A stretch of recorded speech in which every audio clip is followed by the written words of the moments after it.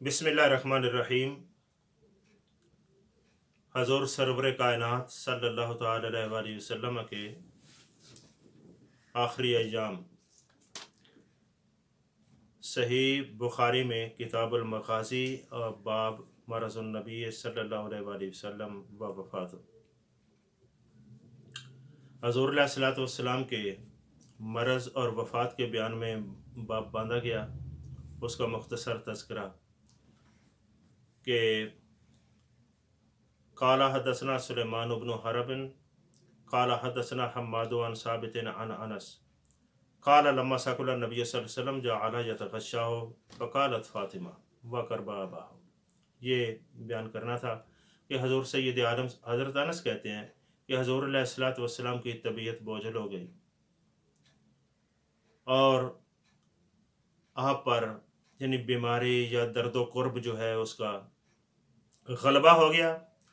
तो फ़क़ालत फ़ातिमा ने जब देखा ना अपने अब्बा जी की हालत को, कैफियत को, कि दर्द व कर्ब का गलबा है और दुख दर्द की कुछ न कुछ आवाज़ निकलती है, जिसमें मुबारक से चेहरा अनवर से अजा है, तो बेटी बेटी होती है। जब उसकी निगाहों में बाप हो और बाप भी इमामुल अंबिया जैसा हो तो फिर कुछ और कैफियत होती है, और दिल ज़हरा जैसा हो तो उस वक्त ये सही बुखारी में है, सैयदा फ़ातिमा कहते हैं वाह करबा अबा, वाह करबा अबा, वाह करबा अबा, जिसका माना ये है हाय अब्बा जी, हाय मुसीबत, अब्बा जी हाय मुसीबत। यानी ज़ाहिर बात ये अमूमन ये बात भी समझ आती है कि हमारे यहाँ भी ऐसे माहौल होते हैं, बेटियां पास होती हैं, वालिदैन जाते हैं। हमारे यहाँ अगर कहीं तजावुज़ हो रहा है, तजावुज़ात की दुनिया है, या हम इफ़रात व तफरीत का शिकार होते हैं, या हद से तजावुज़ हो गई या बिल्कुल जो है वो पीछे रह गए, तो दरमियानी सूरत सैयदा खदीजा से को बहरहाल सैयदा खदीजा के दिल पर कल्ब अक़दस पर क्या गुजरा होगा। कह रही हैं वाह करबा अबा हो, हाय मुसीबत अब्बा जी। यानी उस दुख को देखकर, हजूर के आखिरी वक्त के दुख को, फ़क़ाल अल्लाह, तो किसी ने सैयदा ज़हरा को दिलासा देते हुए कहा, दिलासा देते हुए कहा। तो ये भी समझ आई अगर किसी के जाने पर उसकी औलाद को, उसके बच्चों को, उसकी बहनों को ये शिद्दत होना ये एक फितरी अमर है, ये होता है, तो पास वाले जो हैं उनको झिड़के नहीं, उनको झिड़कने की बजाय ऐसे कलिमात कहें कि इनके दिल का सहारा और हौसला बन जाए। जिस तरह सैयदा ज़हरा को कहा गया लैसा अला अबीक करबुन बादल यौम, सैयदा परेशान ना हो, आज के बाद तुम्हारे अब्बा जी को कोई दुख नहीं होगा। लैसा अला अबीक करबुन बादल यौम, ये एक जुमला बोला गया था जिसके ज़रिए सैयदा ज़हरा के दिल को ढारस पहुँच जाए, सामान हो जाए। बहरहाल ये कैफियत रही। फलम्मा माता, जब हजूर का विसाल हो गया, अब ये पहली कैफियत जो थी ये दौरान मरज की थी, अब इस मरज से फिर इफाका नहीं हुआ। फलम्मा माता, हजूर अलैहिस्सलातु वस्सलाम का विसाल पाक हो गया। तो जब विसाल पाक हो गया तो कालत, सैयदा ज़हरा कहने लगी या अबता, या अबता अजाबन रब्बा दआ, या अबता अजाबा रब्बन दआ, आए अब्बा जी अजाब रब्बन। ये जुमला बहुत काबिल गौर है। सैयदा कह रही हैं या अबता, हाय अब्बा जी, अजाब रब्बन दआ, आपने अपने रब को लब्बैक कह दिया जब उसने बुलाया था। या अबता अजाब रब्बन दआ, और फिर या अबता मन जन्नतुल फिरदौस मअवा, हाय अब्बा जी, हाय अब्बा जी, वो कौन है ज़ात कि जन्नतुल फिरदौस जिसका ठिकाना है। अब इन जुमलों को जो भी नाम दें, ये हजूर अलैहिस्सलातु वस्सलाम के विसाल पर सैयदा खदीजा के जुमले हैं। या अबता अजाब रब्बन दआ, या अबता मन जन्नतुल फिरदौस मअवा, या अबता इला जिब्रील ननआ, ऐ अब्बा जी हम ये खबर मर्ग जिब्रील को पहुंचाएंगे।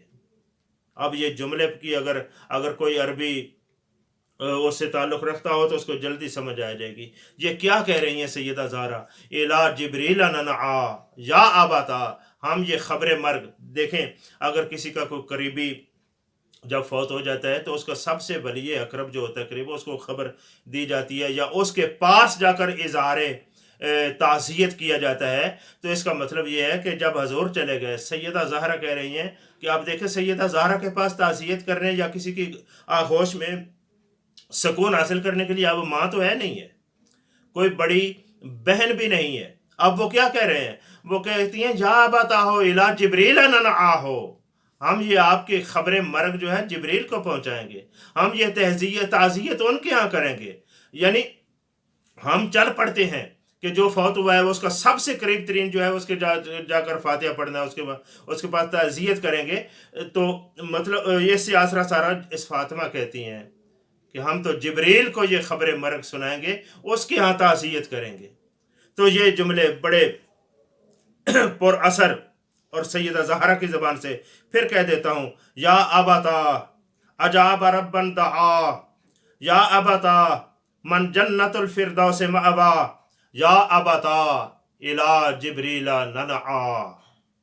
تو یہ سمجھ آئی کہ کچھ کلمات، اچھے کلمات یا اپنے جذبات کا اظہار اگر زبان سے کوئی خاتون آج بھی کرتی ہے، کوئی بچی کرتی ہے، اور یہ ایک فطری امر ہے، ہوتا بھی ہے، تو یہ اس میں حرج نہیں ہے.